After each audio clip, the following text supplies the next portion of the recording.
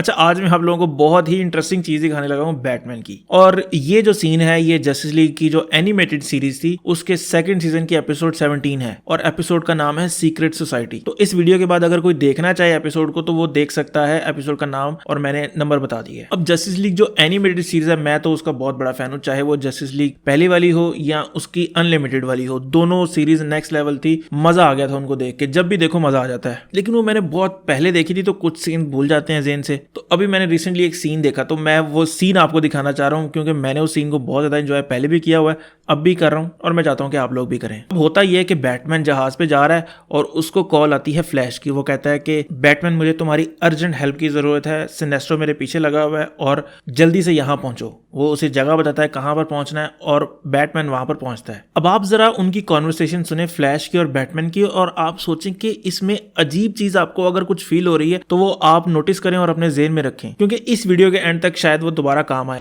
Yo, Bax, come on, pick up. I know you're there. What do you want? I bit off a little more than I can chew with Sinestro. You gotta give me some help here. Thought you didn't need any. Well, I do now. I'm at the old North Hill subway platform. Hurry! तो वो जिस जगह का बताता है वो underground rails का होता है। तो बैटमैन वहां पर पहुंचता है। अब जब बैटमैन वहां पर पहुंचता है तो फ्लैश ने सिनेस्ट्रो को हराकर जमीन पर गिराया होता है और उसके सामने खड़ा होता है और वो बैटमैन से कुछ कहता है जिसको सुनने के बाद बैटमैन अचानक से उस पर अटैक कर देता है। पहले आप वो सुन लें कि वो कहता क्या है और ये देखकर भी सोचें कि बैटमैन ने उसके ऊपर अटैक क्यों किया। Looks like I didn't need you after all, yo.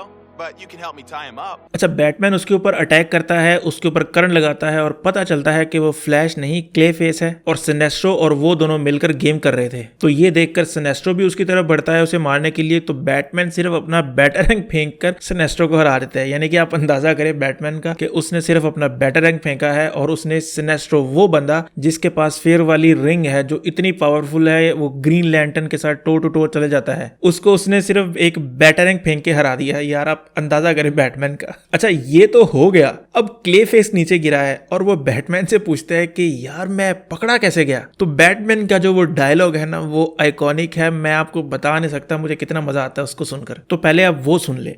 What gave me away? You overplayed your part, yo.